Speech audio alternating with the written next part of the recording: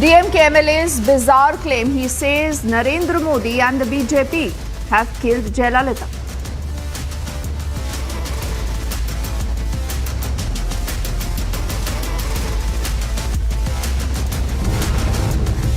By talking ill about an incident and talking ill about BJP shows the level to what level DMK can stoop low to gain political mileage and advantage. The BJP and the ADMK hit out over the Jayalalithaa death story. The BJP warns will not stay calm forever.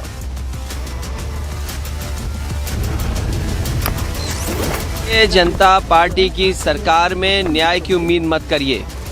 Police प्रशासन उसके साथ है जो अन्याय कर रहा है, झूठ बोल रहा है। It's a big face-off after the SP media cell member is arrested. SP holds a protest, gets an FI registered against a BJP leader. Nitish Kumar पर दबाव बनाने के लिए जल्दी छोड़िए बिहार की गद्दी और जाइए केंद्र की राजनीति कीजिए, तेजस्वी को बनाइए बिहार का मुख्यमंत्री।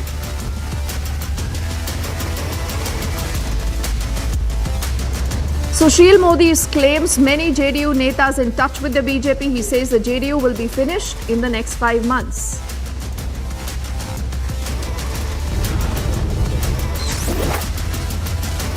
And the Prime Minister's office takes note of the situation in Joshimath. The NDRF, the SDRF teams are rushed. NDMA will be reaching tomorrow.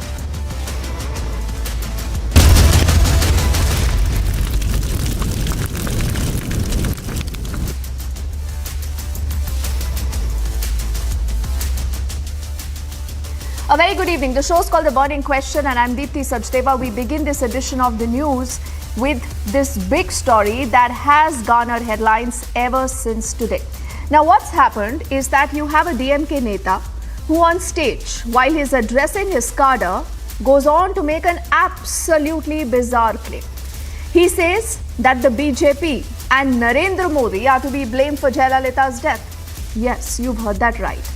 He is blaming directly the Prime Minister and he says there is the Prime Minister's hand, his involvement in the death of the former Chief Minister of the state of Tamil Nadu. When asked whether he has proof, he decides to run away. But the clear question is the DMK getting unnerved with the BJP's gaining clout in the state of Tamil Nadu? The BJP says yes. But how will the DMK even defend this comment? Let's bring up the entire story first up and then we debate. This viral video has triggered a big political face-off. Andamma settu pochu. Andamma yaar konnadu? Modi da konnutar. Andamma na pradhamar kidike poren solichu. This is DMK MLA blaming Prime Minister Modi and BJP for the death of Jayalalithaa. Andamma settu pochu. Andamma yaar konnadu? Modi da konnutar. Andamma na pradhamar kidike poren solichu. Yen pradhamar kidikano?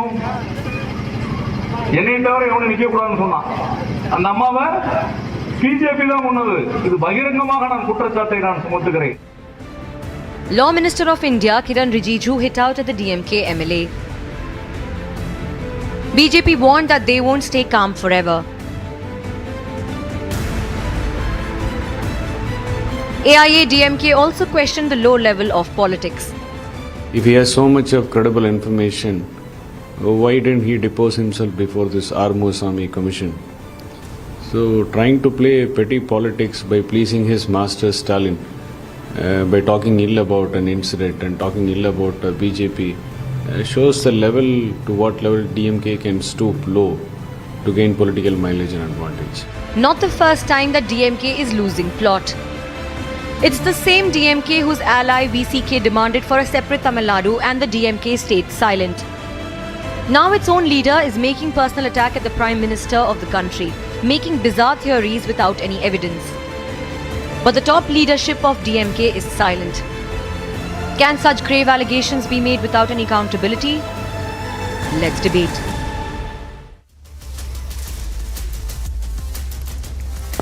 So what really is happening in the state of Tamil Nadu? Is this just a one-off comment or there is a larger plan and a political posturing behind making that comment? Let's say good evening to Mr. Narayan Tirupati, who's a spokesperson of the Tamil Nadu BJP.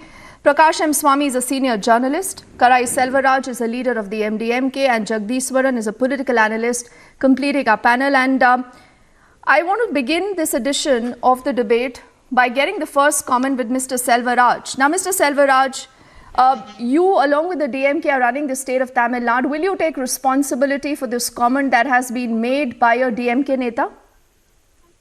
No, the responsibility should be taken by the MLA who has made this statement. We will not held responsible, even though we are with the DMK government. We will not. Do you agree with him, sir? For his statement. No, we are not agreeing with him. We are not held responsible. Do you agree with what he says? No, never. Even other than the low-level politics is done by ADMK, they were raised these issues. No other parties in Tamil Nadu were raised against Jayalalitha's death. We were not suspected anything. But then this was raised by O. Pannirselvam, then the Chief Minister of Tamil Nadu, and this commission was set up by Edapadi Padichami, ADMK government. But whatever the DMK MLA in Thoothukudi MLA said in the open meeting, that we will not held responsible. He is responsible for his statement. We will not take responsible for that. We will not agree to that also. No, then why has he not been sacked? Why has the DMK not sacked him? You know, that you have to ask questions to the DMK. But as a party, we are going along with the DMK and jointly with the DMK. We were not part of the government. The DMK is running the government. The DMK High Command should give reply to the statement to make. You think, okay, I'll make it a little easier because, we must tell our viewers the DMK decides not to speak to Republic. We do not know why. Now, Mr. Karai Selvaraj says, though he's representing the MDMK, but he says, listen, don't ask us, ask this question to the DMK. Now, I want to know whether there has been any public, apology that has been issued by this leader. So the answer is no. Has this neta been sacked? The answer is no. Has he been asked to take back the statement? The answer is no. So does this mean that you can, come in public domain, make such a kind of an allegation and a baseless one? Because if he has the proof, he must put the proof out in public domain. Would you want him to apologize? Will you ask the DMK to actually sack this neta? Mr. Selvaraj? They will respond. The High Command of DMK will respond to the allegations made by their MLA. They should ask for these apologies, and that is their decision. That we will not get into that activity. They should do it. Unnecessarily making a comment on the Prime Minister of India, Modi, is responsible for the death of Jayalalithaa. We are not agreeing to that. But the low-level politics is done by ADMK itself. They have spoiled the image of Jayalalithaa. They asked for this inquiry. And the commission was set up by ADMK Chief Minister, then Chief Minister Edapadi Padichami. They were all the ADMK party leaders for the leadership competition. They have raised all these issues. No other party, including NDMK or BJP or any other opposition parties, we were not suspected. We were not made any statement on someone else for the reason for death. We know. Jayalalithaa, she has a multi-health problem. All right, so you clearly do not want to get involved in this controversy. Before I open this up to Mr. Jagdishwaran and Prakash, let Mr. Tirupati respond to this. Now, Mr. Tirupati, we've heard some very, very strong words earlier that have come in from Mr. Annamalai, who says we will not take this lying down. What does the BJP intend to do? No, this is foolish. And this fool who has said this, I am sorry to use this word because this fool has said that the Prime Minister is responsible for the death of Ms. Jayalalithaa. And this fool should be punished. This fool should be arrested. This fool should be dismissed from DMK. If not, it is very clear that DMK is trying to encourage these sorts of fools in their party and in Tamil Nadu. So, it is the responsibility of the Chief Minister of Tamil Nadu to immediately sack this person. In fact, tomorrow the Legislative Assembly is scheduled in Tamil Nadu. So, before that, before morning 10 o'clock, we demand that this fool should be sacked from DMK and he should not enter the Assembly. I think that should be the thing. I appreciate Karai Selvaraj, my friend, for entirely, distancing from this issue.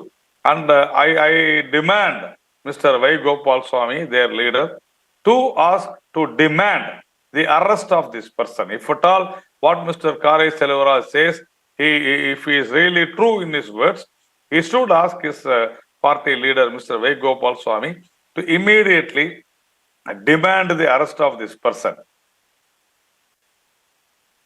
Please wait and watch. Okay, but we've seen Mr. Tirupati, so many stories out of the state of Tamil Nadu, whether that is about the kind of behavior that these goons unleash. We've seen that. Also the kind of comments earlier that were made about Khushbu Sundar, but we haven't seen any kind of action. And Mr. Selvaraj, why do you tolerate all this? Why should you be tolerating the DMK and their high-handed behavior like this if it gives you also a bad name? No, it happens with every party. There are someone MLA or some cadres or some leaders in the open meeting. So you normalize this behavior, Mr. Selvaraj? You normalize this behavior? No. These kind of issues with every party. Party has problems, and if this statement comes, and we condemn. Mr. Tirupati does not agree. He's countering you. Wait. Yeah. See, this is useful for DMK because the DMK alleged that Mr. Vaiko is plotting to kill Mr. Karunanidhi. And this is what the DMK had alleged. That Mr. Karunanidhi was being plotted to kill by Vaiko. And this is not new. Kare Selvaraj, I am talking for you only. I am not talking against you. Please understand. Is it true or not? Your leader, Mr. Vaigopal Swami, said this. And he said that this DMK is trying to say that he is plotting to kill Mr. Karunanidhi. So it is not new for DMK. They will get into all this dirty politics.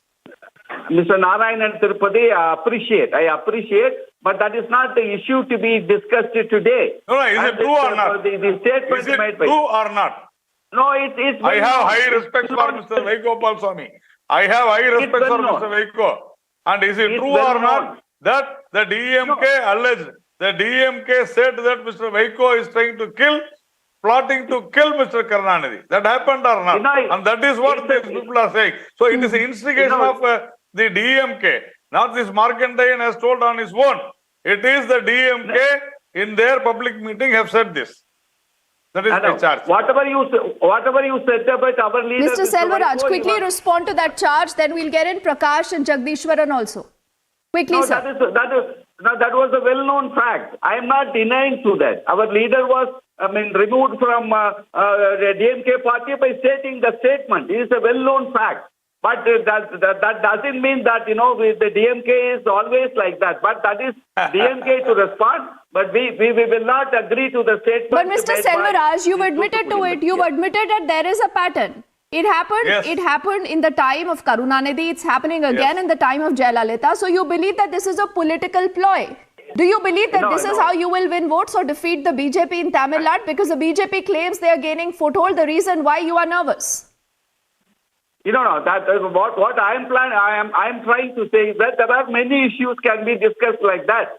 We can counter one by one. But the issue today is that the DMK. Okay, I'll just request you, Mr. Selvaraj, to be patient with us. The MLA, in fact, who had made this entire comment, is joining us on the phone line, sir. If you can hear me, what is your evidence to say that Prime Minister Modi and the BJP killed Jayalalithaa? Do you have evidence? Do you have proof, sir?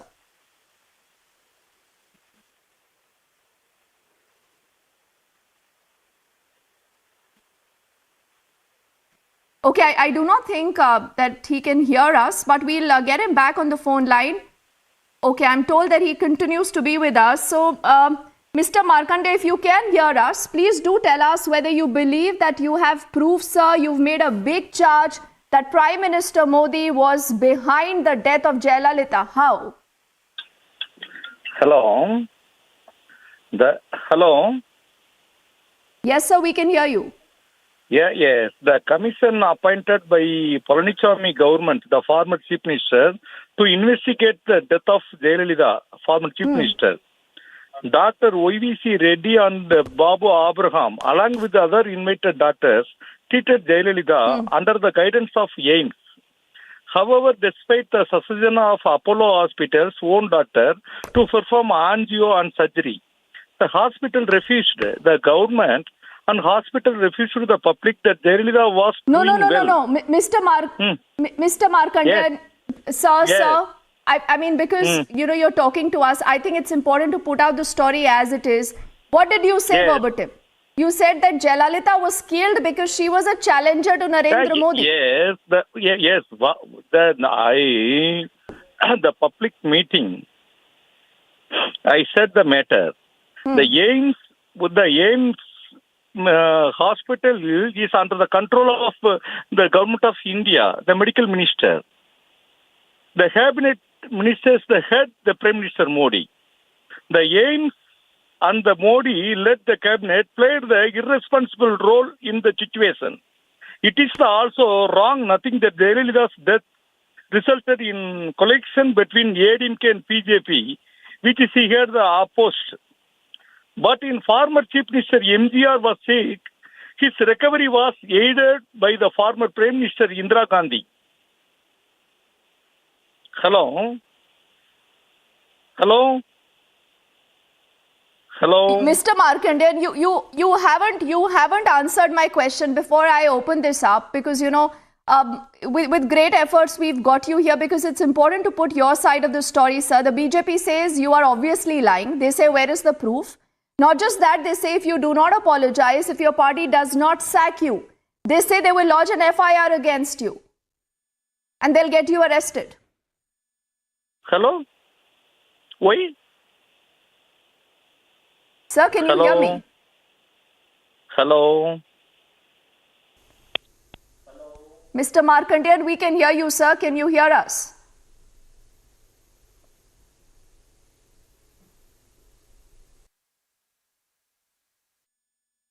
Okay, I think he did not want to take that question. But I think remember are continuously trying to get him back because Mr. Selvaraj, here is the Neta himself from the DMK who says, I stand by my comment. He is not willing to apologize. So clearly he is emboldened because the party, that is the DMK, has not acted upon it. And he can make that bizarre claim he doesn't have any proof or evidence, sir. In my view, when the investigation started by Justice Arumugaswamy Commission, they have submitted the report. They have accused, they have pointed out somebody to be further investigated, and they have listed out the reason for it, and they have further suggested to go for a detailed investigation in these issues. But nothing warranted. So how is it that this Neta is not aware, sir? That means that there is a clear political ploy. Because you want to target Narendra Modi, and like Annamalai says, this is a strategy for 2024. You are scared. No, there is a complaint. There is an investigation report say that AIMS has not taken care of well about the Jayalalithaa. They have not directed well. That are all. No, they were only advisories, sir. Mr. Kare Selvaraj, that's all fine. You know what it is. 1 minute. AIMS doctors were just guiding. You know that. The guidelines Don't given try by to AIMS support doctors this. was not up to the mark. That is what the report. But I am not justifying that. But because of the guidelines. So does it anywhere say, Mr. Selvaraj, does it anywhere say that the BJP or Narendra Modi was behind Jayalalitha's death? Tell me that, sir. Where is that written? That's what is coming to that. Maybe the AIMS, they may not be done their duty properly, but doesn't mean that they'll have to point out Prime Minister of India, Modi is responsible for it. If some problem is there, directly accuse AIMS. Since because the AIMS is under the control of the Prime Minister of India, but we will not directly convict him. Rather, that is what the word he has used. Modi is Mr. Selvaraj, what this strategy is called, sir. You run with the hare, you hunt with the hound. Because from the dais, Prakash and Jagdishwaran, I'll come to you now. It's actually said that make a comment like this, and otherwise you will come on TV and defend him. I'm told that the MLA, Mr. Markandan, is back with us. Sir, can you hear us? Okay, I think he's disconnected the call again, but this really tells you that the story is going to get big. The BJP not leaving this opportunity. The BJP says, where is the proof? If there is no proof, there is absolutely no basis No, he of should be making an jailed. He should allegation be as put grave behind as the this. bars. Yeah, hello. Before I come into Mr. Hello. Jagdishwaran, Prakash. Hello. Prakash, you've been very patiently listening Yeah. in to this entire fracas that we've seen, the BJP versus the DMK and the MDMK. But Prakash, what do you think is really happening? Is the DMK today nervous of the BJP gaining ground in Tamil Nadu? Is that making them nervous?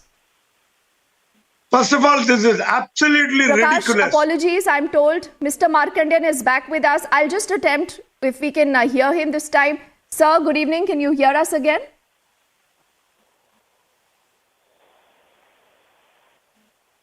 All right. So it's the third time that he's disconnected. He's decided to hang up on us, Mr. Prakash.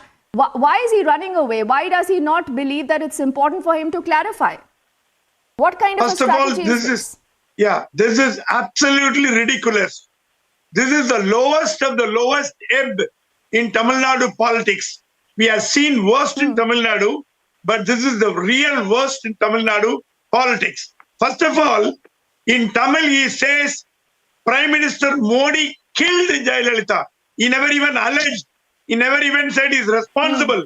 It directly says something like taking like a gun and killing somebody or taking a sword, cutting like that. It's equivalent in Tamil.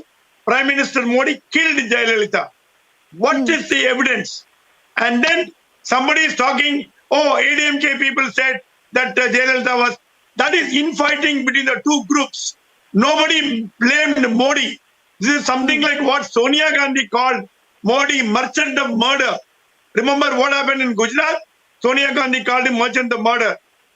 That is common, but here this man blatantly blames Prime Minister of the country by name, individually saying Modi killed, as if he took a gun and came and shot her, killed Jayalalithaa. For example, if there is a flaw in the medical report, what was the Armugaswamy Commission of Inquiry doing? Did anybody raise any doubt about Modi in Armugaswamy Commission? And AIMS is only advisory. AIMS are not treating Jayalalithaa. It was treated by Apollo Hospital. For example, my good friend Shamin Sharma, internationally renowned cardiothoracic surgeon, came from New York. He wanted to do an angiogram. They didn't allow him. Now, can you say Shamin Sharma killed Jayalalithaa? What nonsense are we talking? What level are we going? Remember 1991. Prakash, why do you think, number one, this issue is being raked up right now? And secondly, Prakash, very briefly, because I want to get in Jagdishwaran, he hasn't spoken, Prakash. Why do you believe that Narendra Modi, the Prime Minister, is being dragged into this? Why? 1991, DMK was defeated totally because there was a campaign that DMK killed Rajiv Gandhi. Whether true or not, we don't know. But DMK was wiped off. These allegations will again make DMK very vulnerable in the coming elections because they are blaming the Prime Minister of the country, and it shows that the DMK is scared of the rising popularity of BJP in Tamil Nadu. BJP has replaced ADMK as a principal opposition party in Tamil Nadu, and they don't know what to do. They can't find fault. You cannot say 2G scam, 3G scam, because there is no corruption in the central government of Modi. There is no corruption anywhere in Tamil Nadu. Annamalai is running a very good political system. He answers point blank. He never bothers about. So it shows that DMK has got a cold feet and they're trying to put the blame on Modi. Okay, so that the people DMK of Tamil is getting Nadu... unnerved. Jagdishwaran. Unnerved, yes, absolutely. And they're worried that this will become a war against Modi. Yeah, being a political analyst, I would say, do you think there is any political gain for DMK in this? I don't think there is a political gain. I mean, why would an MLA speak like this? The thing is, he was with ADMK for so long. This guy just switched sides and became an DMK MLA. So he still has that Amma, whatever you called it. He thinks he's allegiance to Amma and Jayalalithaa. And that's why he's making this allegation. I mean, I would say it's nonsense, it's stupid, there is no second thought No, about but that. Jagdishwaran, there is it's no interesting. Yeah. Mr. Karai Yeah. Selvaraj is not today defending him, but you are. I don't know what brief I'm you not have. defending him. And I'm the not other defending thing him. is, See, I mean, see, fine, you're you saying- love you're saying Amma there's a about her political gain, legacy. right? No, wait, That's fine, You're but saying Jagdishwaran, there's a- where is the there's a proof? political gain. Tomorrow There's no- anyone Do you can think make there's a any kind of political gain for allegation, and DMK you by believe that accusing can Modi? be accepted? And this is against the Prime Minister of the country? No. And you're that's what I saying said. that It he, is stupid. you It know, is stupid. It is- Jayalalithaa there is is no second killed thought because about it. she could have been competition for Narendra Modi. That is what he says. No, she was trying to be a competition. She even told the, do you want to vote for this lady or Modi? She asked that, and that all happened in 2014. But still, Modi won. We all know that. But my No, but question this is do a you think conspiracy DMK theory, na? This is a conspiracy theory. This has been set. This has been set That's with why an it's a agenda, stupid like theory. Prakash It's a is stupid- underscoring. it's- What is the agenda? It's a stupid theory. There is no second thought. It's a stupid theory. There is no second thought. It's a nonsense allegation. I'm not backing on that. The thing is, if you are saying there is a political gain for DMK from this, I would say there is no political gain. Why? How would a political gain come by just accusing Prime So Minister? should the DMK not sack him? Anti- Jagdishwaran, quickly, should the DMK not sack him? Should the DMK not put out a statement DMK saying we should do not definitely agree take with this action. kind of a Even comment though this and guy we came strictly from AMK, object to this? Of course, DMK should take any action. I have no second thoughts on that too. DMK should definitely take action because Okay. this cannot continue. We saw Sadiq talking about Kushbu. We saw many people who are continuously doing it. There has to be a full stop, and that has to come directly from the CM. I would say the CM should say stop. So is the DMK then, let's get in another ring of comments with Narayan Tirupati and Mr. Selvaraj. Then Mr. Selvaraj, the entire panel, barring you, believes that the DMK is actually losing grip. You know, whether this is about nepotism, whether charges of corruption, whether I'm the saying fact that, you know, you do not have the DMK But I think responding this to is issues something like for Khushbu DMK. Sundar and, you know, then some of their Yuva Karyakartas who actually went on to molest someone. We haven't seen any kind of action and now this comment. So is the DMK losing grip, Mr. Selvaraj? You're on the losing side. I don't think that the DMK is losing grip. They are very strong going. They are with the people. The government is doing well. They have become the number one state in all over India in the performance base. That is not the issue now. Why do you want to club this issue to the DMK is losing and they are making a political gain? That is not the issue now. We should Why not? Because he's a DMK MLA, Mr. Selvaraj. He's a DMK MLA. If the party does not agree with him, Narayan Tirupati, shouldn't the party actually even issue an apology? No. Mr. Selvaraj is asking why you linking the DMK with this kind of a comment. It's a personal comment. No. No, Annamalai is making an unwanted statement in Tamil Nadu. He should be responsible for that. It's my turn. Arey Baba, you have Selvaraj, an it's my MLA turn. making that comment. The BJP is responding to that Selvaraj, comment. No, it's Mr. my turn. Selvaraj. Selvaraj. No, Selvaraj, it's my turn. I am not agreeing. Selvaraj, it's Yes, my Mr. turn. Tirupati. With them. We are not with them. Selvaraj. Whatever he says is wrong. That's all. See, it's not. You say that whatever he had said is crime, not wrong. There is a lot of difference. Because you are alliance party, it is not that an MLA, a legislative member, can just like that accuse the Prime Minister of India. He is our Prime Minister of India. The Chief Minister of Tamil Nadu should have come very openly today morning itself and he should have condemned. He should have ordered for the arrest of this MLA. If not, it is that the Chief Minister of Tamil Nadu acknowledges what this MLA had said. You need to understand this. And as an alliance party member, alliance party leader, your leader, Mr. Vaikopal Swami, if at all he is for the country, he is for the Prime Minister of India, he should have condemned this and demanded the arrest of this particular fool. You have not done this, and you are coming and talking in national channel like this. You are trying to accuse others. When an MLA, So, Mr. Selvaraj, elected why MLA, has the DMK not talking like this, apologized? Why has why the you have DMK not apologized? taken action Why you have against not this taken Neta? any That's the action? only question today people want an answer to. Is it not the duty of the leader, a Rajya Sabha MP like Mr. Vaiko? I think this is my time.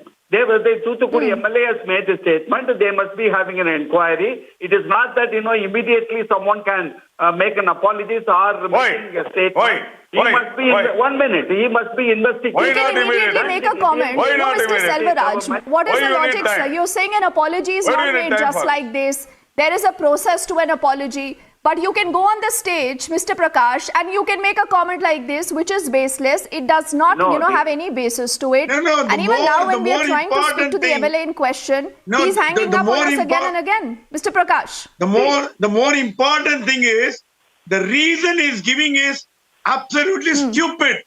He's saying AIMS doctor did not treat him, so Modi ji killed. What nonsense! What kind of argument is this? What kind of argument? If AIMS doctors did not do well, you take them to Medical Council of India and suspend their license. Did Prime Minister order AIMS not to go and treat? See, first of all, I want to tell you, Jayalalithaa knows very well, with 40 seats, she cannot become the Prime Minister. She knows very well. She told me that I am not a competitor to PM, but this is an election strategy. In Tamil Nadu, people talk, everybody is a Chief Minister. Everybody is a Prime Minister. Everybody is that's the way Tamil Nadu politics grows. So Jayalalithaa wants to capture. She knows that even if she wins all the 40, she can never become the Prime Minister. And Modi ji knows very well. And Modi and Jayalalithaa this you believe, have a Mr. very good Prakash, understanding. could be a rerun of the Maut Ka Saudagar comment of Sonia Gandhi is what senior journalist Prakash says. Mr. Selvaraj, I'll give you the last word. I'll give you the last word, sir. What will you tell MK Stalin? What will you tell MK Stalin today? I think, but in my view, MK Stalin is a straightforward politician. He is for the people, with the people. If any kind of this kind of a statement, then naturally, definitely, he will investigate. He will investigate and he will give you the statement. Because tomorrow the statement is the assembly. What is there to investigate? I don't understand, Mr. Selvaraj. What is there to investigate? He's made that, he's made that comment from an open stage, Mr. Tirupati. I need to close, but again, the last 30 seconds, sir, to you. What if there is no action by the DMK? What will the BJP do? How will you take up this issue, sir? No, tomorrow the assembly is going to there, and definitely this particular MLA, Markandeyan, should be sacked, from the DMK, and also I demand the speaker, the legislative speaker of Tamil Nadu, Mr. Appavu, to immediately take action on this MLA for uttering this word. A case has to be filed, he has to be arrested, he has to be produced before the magistrate, and it is shameful that a party all right, like so BJP DMK, says we Mr. want Selvaraj, this MLA to be arrested. MK Stalin is quiet, no apology from the DMK yet. Mr. Selvaraj of the MDMK says we do not agree with this. We will be on top of that story. I thank all gentlemen for speaking to us and for their time here as we wrap this edition of The Burning Question, and I take it over to Shravan, who has another issue that we are putting a spotlight on. Shravan. Thank you very much, Deepthi. This is the story that we have been tracking over the last few days. It shows the current situation in Pakistan. In fact, Pakistan appears to be in complete chaos. On the one hand, the country faces severe energy crisis, forcing it to take some extreme steps. On the other hand, it faces big threat from TTP, and at the same time, Pakistan faces protests in Gilgit-Baltistan. Pakistan is undoubtedly losing the ground. Over the last few days, we have got reports from inside Gilgit-Baltistan where the situation is only seeming to be going out of hand. Take a look at this report and then we debate. This is Gilgit-Baltistan.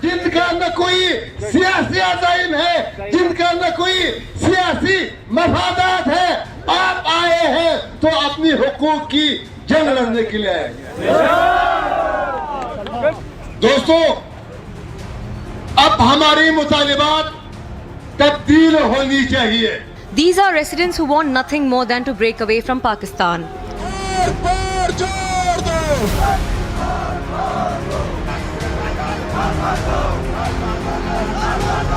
The anger on ground is palpable.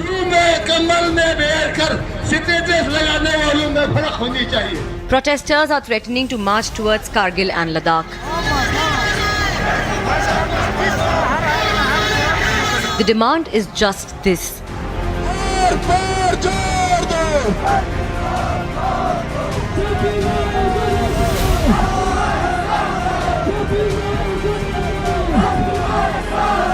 All this comes at a time when the Tehreek-e-Taliban is taking control. The terror state is self-combusting. Let's debate.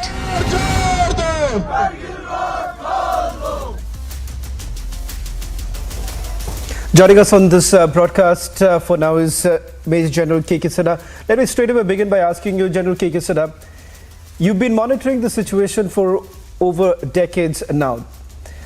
What we've essentially seen in Gilgit-Baltistan appears to be very different than what we have seen in the past. Back in 2018 also there were similar protests, but this seems to be very, very different, General K.K. Sinha. Something is actually brewing.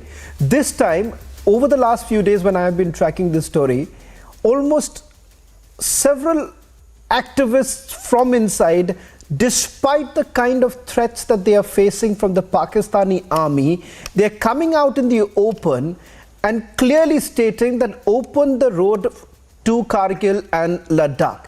They are saying that no longer can you trample upon the constitutional rights of those in Gilgit-Baltistan, and the future of Gilgit-Baltistan will now be decided not by Islamabad, by the people of Gilgit-Baltistan. Jai Hind, Sran. See, the situation the Pakistan is going through, especially when you take it, not only in Gilgit-Baltistan, but all over. The situation has gone to, and it is the right time when the people of Gilgit-Baltistan has taken the step and they have demanded that they want to join the Indian state. See, what is, happening in Gilgit-Baltistan has got something to do with the TTP also. If you see the area which they have declared it that, it is the parallel government will come up. It is a Gilgit-Baltistan, Peshawar, when you say Malkand area, Mardan area, Peshawar, Kohat, Banu and Dara Ismail Khan. So why I'm bringing this particular issue, that if you see the first area is Gilgit-Baltistan. And there has been also, a time frame they have laid out. By end of the year 2023, they say that they will, join the Indian state. They open the road. First, they are saying they open the road. And if you actually, hear the statement and declaration that they are saying that they are going to join the Indian state, not only the opening of it, and they are demanding it very, very, and this time, when the demand is coming and the people are now joining every day, a time frame has been laid down. So that is very, very, different than what is happening. This along with, because Gilgit-Baltistan is also the part of overall the area which the parallel government they have been, they have announced, the TTP has announced, which the cabinet, with the minister, with the Amir, even the governor. So, I can't say that it is a part of balkanization of Pakistan and it's going to be, Gilgit-Baltistan is one of those, province which the Pakistan wanted to, make it its sixth province.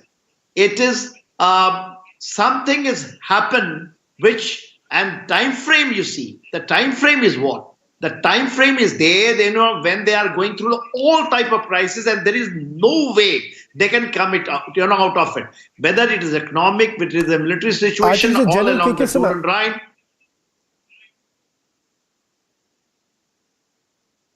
Yeah. General K.K. Sinha, we'll get into the details of the challenges that Pakistan faces on numerous fronts. But I want to first concentrate on Gilgit-Baltistan, and perhaps then we also look at the challenges that they're facing from the TTP. Raja Faisal appeared to be quite amused when General K.K. Sinha was essentially talking about the current situation in Pakistan. Raja Faisal, what do you find very amusing? The fact that your country is in complete doldrums when it comes to the finances, or the fact that you're losing out the plot even in places like Gilgit-Baltistan, where people are now openly saying that if you can open up Kartarpur, you can open up the doors to Kargil and Ladakh, and no longer will the future be decided by the powers to be in Islamabad. Well, you have rightly pointed out that I was obviously amused by whatever General K.K. Sinha was saying. And of course, I have huge respect for him. He's a man who has served out there. And of course, he has served his country in there. While he was talking about the people of Gilgit-Baltistan, I just wanted to add in that not only people of Gilgit-Baltistan, but people of Azad Jammu and Kashmir, which is obviously on this side, they are all set and ready all the time, and forever they always long to join the other side. Why? Because not only people of Gilgit-Baltistan or Azad Jammu and Kashmir, but every son of Pakistan wants that side which is occupied by India to join this side. Come on. Of course. Okay. But You can't be sarcastic about it. No, if that is the case, Raja Faisal, you want to continue. General KK Sinha, I just want to give Raja Faisal a bit of a reality check. Raja Faisal, you like to talk in rhetoric, we don't. And the fact is this, Raja Faisal, in fact, what I'll do is in a short while from now, we'll play out the audio as well as the video of activists, student leaders, those who are participating in the protest. They are not agents as you would like to call it, but the fact of the matter is that whether you like it or not, there is an uprising in Gilgit-Baltistan. And just to make this very clear, as far as Jammu and Kashmir is concerned, it's very much an integral part of us, and as far as Gilgit-Baltistan is concerned, that is the part which has been occupied. Listen in to what those people of Gilgit-Baltistan had to say, and then tell me that it is one person or there is a large number of people who are now coming out in the open and openly daring your government there. Listen in to some of those reactions, and then I want to come back to both of you. In fact, Mr. Nalapat is also joining us and Hamid Khan is also joining us. Raja Faisal, it's for your benefit, and I don't want to talk into rhetoric, and I do not want to get into a boxing match here, but listen it for yourself. I won't. I'm not a boxer. Of course, नहीं हम इस्लामाबाद सरकार को इजाजत देंगे कि वो हमारा फैसला करे। गिलगित बल्तिस्तान का फैसला यहाँ के अवाम ने करना है, यहाँ बसने वाले लोगों ने करना है कि गिलगित बल्तिस्तान का मुस्तकबिल किस तरह करना है। साथियों, यहाँ पर ये जो हमारा खित्ता है, 71 के बाद बंगाल अलग होने के बाद यहाँ FCR का खात्मा किया, क्योंकि 80,000 पाकिस्तान आर्मी के लोगों को बंगाली अवाम ने यरगमाल बनाया था।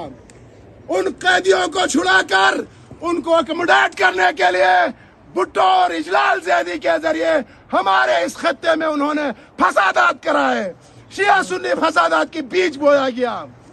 उसके बाद यहाँ पर FCR को खत्म करके सब्सिडी दी गई। सब्सिडी में 8-10 चीजें थी, तेल खत्म किया, चीनी खत्म किया और PIA का सफरी टिकट खत्म करके ला के सिर्फ गंदुम पे आपको महदूद किया, क्योंकि गंदुम का बराह रास्त ताल्लुक जन्नत और पेट से है। इंसान की पेट को जब आग लगती है तो Raja Faisal, you've heard it. Now I want to take this question to also Hamid Khan, and then I'll also expect by the time you can settle in, think about your answer. If you want to pick up the phone and get the answers for someone else, you're free to do that. But Hamid Khan, you've heard it. You've heard, and I have several such testimonies. Unlike Raja Faisal and various others who've been participating in debates which are basically, a mockery in itself. The fact of the matter here is that we speak the facts, we speak the truth. Yeah.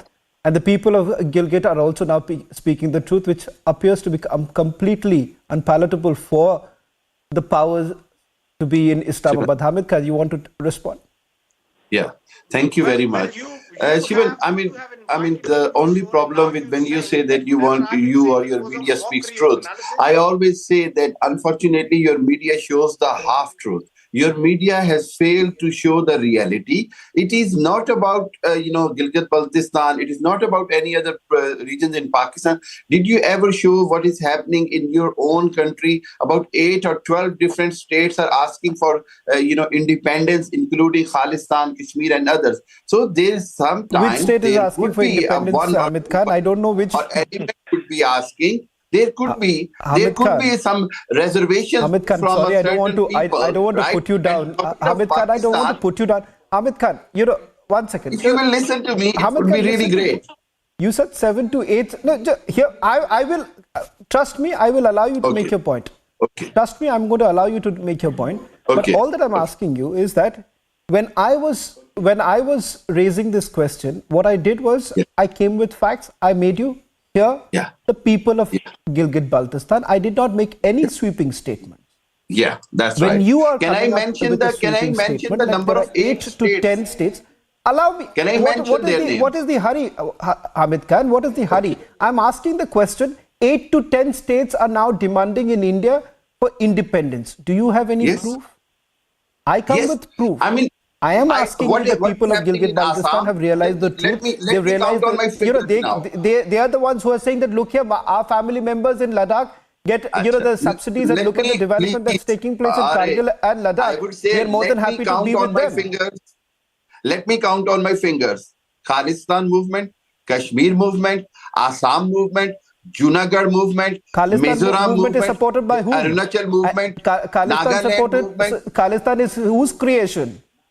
I mean, how could you? That is the problem. India is in a continuous denial for the 70 years that there is nobody. No, India is in a situation where over 8 to 10 states are asking for the separation. If India will not understand, they will pay the price. I am counting the names on the fingers. You asked me, I gave you the name. Now you want to know what happens in Assam. What happens when rebels attacks on Indian police and Indian forces? What is happening in Kashmir? Over 70,000 people you have martyred, and still they are asking for the freedom from Indian occupation. Okay. What is happening in Ladakh? So, what is Hamid happening Khan, in Arunachal Pradesh? What is happening in Nagaland? What is happening in Assam and Khalistan? Even in Khalistan, they have done 3 referendums in Canada, in England, and in Europe. So you cannot deny that. I mean, Indian government have to look into the matter. As far as India is concerned, rather than pointing out the fingers to me. Hamid Khan, rather than pointing out the fingers to me, it will help India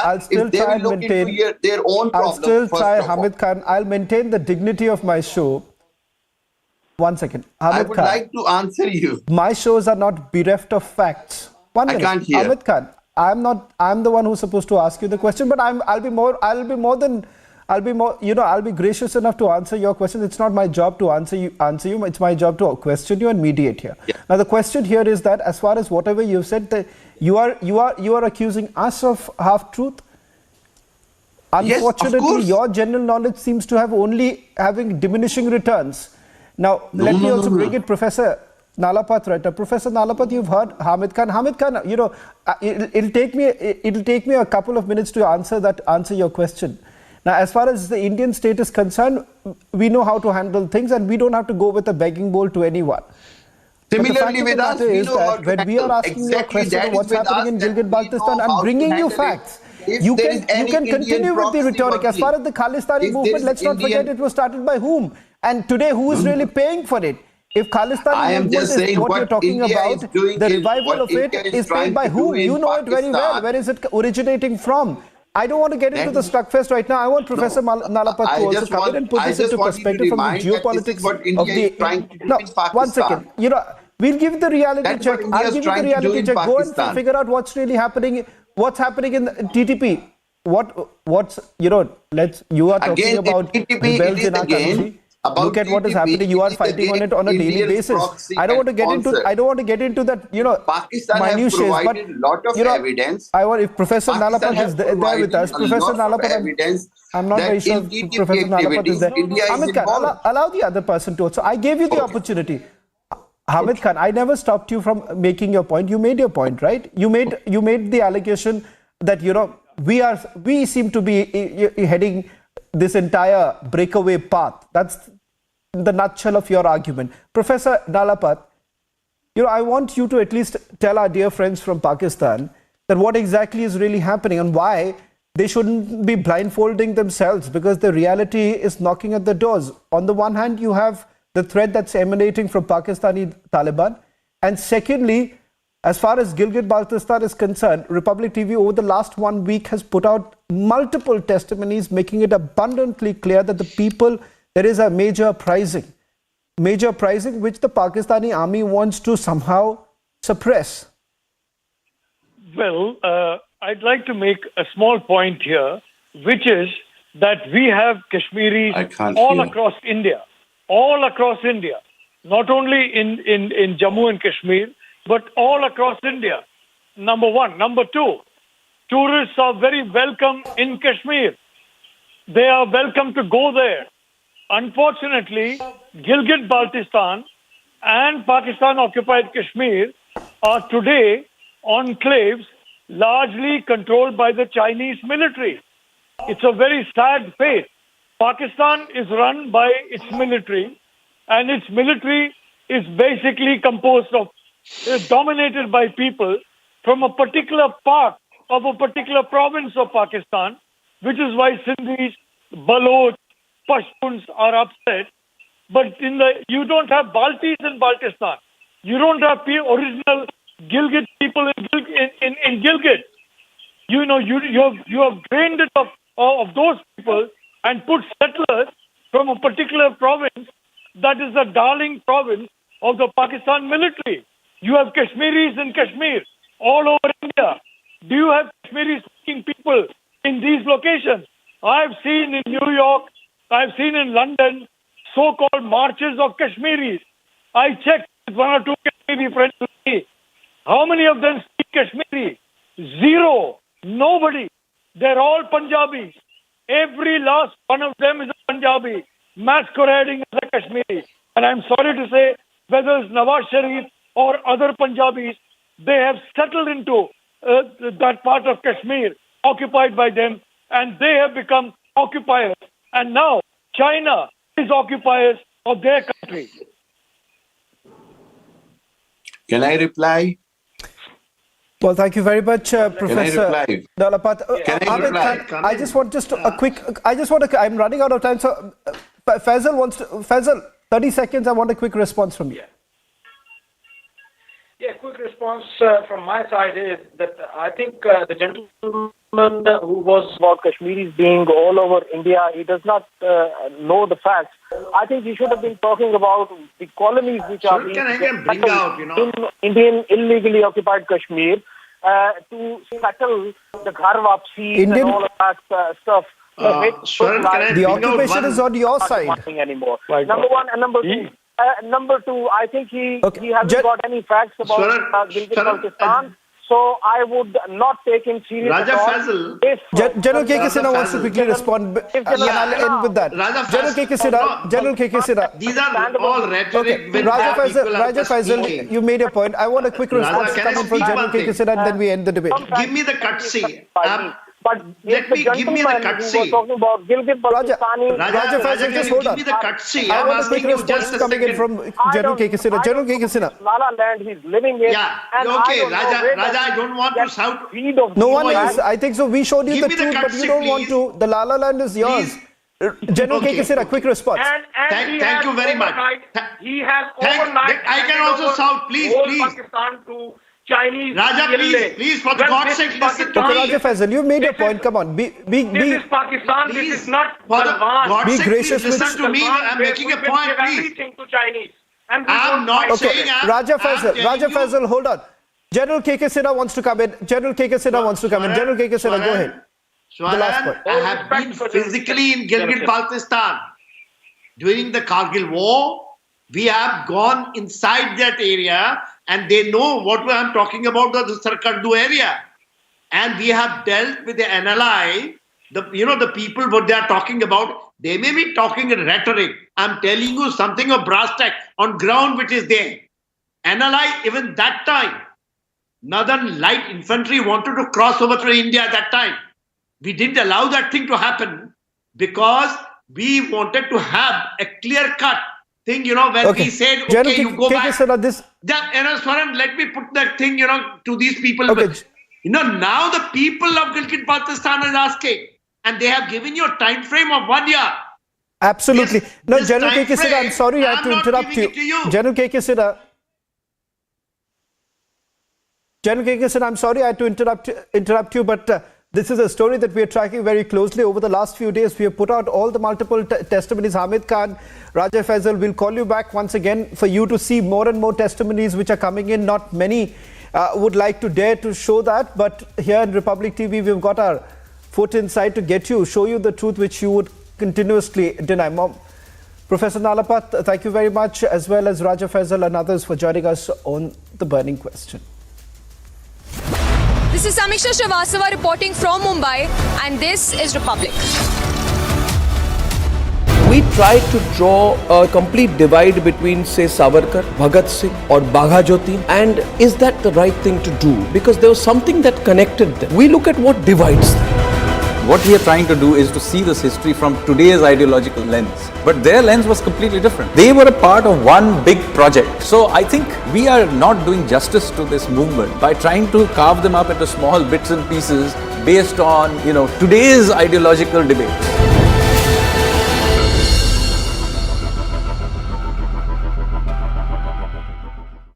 There are rumors that Pakistan has, conducted airstrikes in Nangarhar province of Afghanistan. So the Foreign Office of Pakistan has come out and said, this is untrue, this is fake news, we have done nothing of the sort.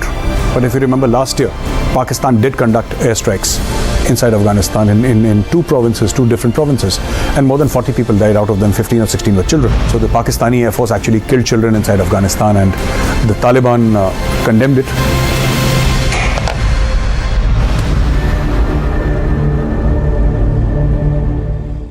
In your view, what was the role of Swami Vivekananda and others like him and the whole idea of a civilizational confidence in our freedom struggle? So what we are trying to do is to try to secularize and sanitize this history for a certain line of ideological bent. So you have here a country and a civilization, and they have been in this continuous state of warfare. So you have the likes of Swami Vivekananda who are coming out there and saying that we need to stand up for ourselves. And this is the triggering point of this entire movement.